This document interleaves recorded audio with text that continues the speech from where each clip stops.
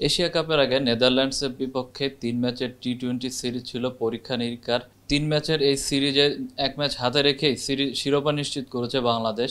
প্রথম ম্যাচে ৮ উইকেটের বড় জয়ের পর দ্বিতীয় ম্যাচে ৯ উইকেটের বড় জয় তুলেছে বাংলাদেশ। ফর্মে ফিরেছেন লিটন দাস, ব্যাট করার সুযোগ পেয়েছেন সাইফ হাসান। বোলাররা নিজেদেরকে ঝালিয়ে নেওয়ার সুযোগ পেলেও ব্যাটারদের ক্ষেত্রে কিছুটা অপূর্ণতা রয়ে গেছে। এক্ষেত্রে বাংলাদেশ তৃতীয় ও শেষ ম্যাচে টসে জিতলে আগে ব্যাট নিয়ে নিজেদেরকে ঝালিয়ে নেবে কিনা সেটি এখন দেখার বিষয়।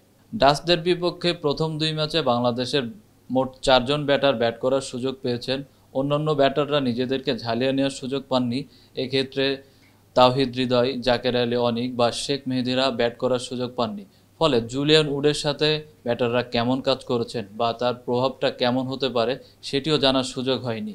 বাংলাদেশের ব্যাটাররা কিছুটা ব্যাট করার সুযোগ পেলে বিসিবির কর্তারা বুঝতে পারতেন আর কোন কোন জায়গায় তাদের কাজ করা উচিত। বোলাররা নিজেদের পারফরমেন্সটা ঠিকই ধরে রেখেছেন। ২ ম্যাচে ভালোই বল করেছেন তাসকিন আহমেদ, নাসুম আহমেদ, তানজিম হাসান সাকিব বা মুস্তাফিজুররা। তবে বল করার সুযোগ পাননি বা ম্যাচ খেলার সুযোগ পাননি সাইফুদ্দিন আহমেদ বা শামীম হোসেন পাটোয়ারি। তারাও শেষ ম্যাচে খেলার সুযোগ পেলে নিজেদেরকে ঝালিয়ে নিতে পারত। এশিয়া কাপে বাংলাদেশ কেমন করবে সে সম্পর্কেও তারা নিজেদেরকে প্রস্তুত করতে পারত। বাংলাদেশের এই তরুণ দলে কারা খেলছে সে বিষয়টিও দেখা যাক। ২০১৯ সালে প্রথমবার অনূর্ধ্ব-১৯ বিশ্বকাপ জয়ী দলের ৬ জন ক্রিকেটার আছেন এই দলে।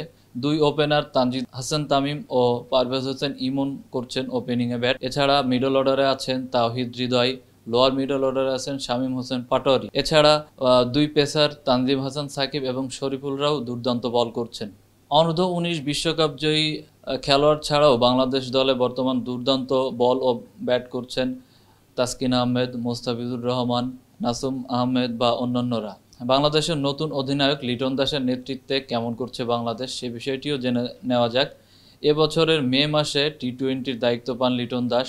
বাংলাদেশ ক্রিকেট বোর্ড তাকে দায়িত্ব দেওয়ার পর বেশ সমালোচনার ঝড় উঠেছিল, কারণ ফর্মে ছিলেন না লিটন দাস, ব্যাটে রানও আসছিল না।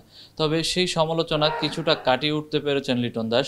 তার নেতৃত্বে খেলা ৬টি সিরিজের ৪টিতেই শিরোপা ঘরে তুলেছে বাংলাদেশ। ভারপ্রাপ্ত অধিনায়ক হিসেবে ওয়েস্ট ইন্ডিজে ৩-০তে সিরিজ জিতেছিল বাংলাদেশ। এরপর সংযুক্ত আরব আমিরাত ও পাকিস্তানের ঘরের মাটিতে সিরিজ হারলেও শ্রীলঙ্কাতে প্রথমবার টি-২০ সিরিজ জয়ের রেকর্ড গড়ে বাংলাদেশ। এরপর ঘরের মাটিতে পাকিস্তান এবং নেদারল্যান্ডসকে হারিয়ে টানা ৩টি সিরিজ জিতেছে বাংলাদেশ।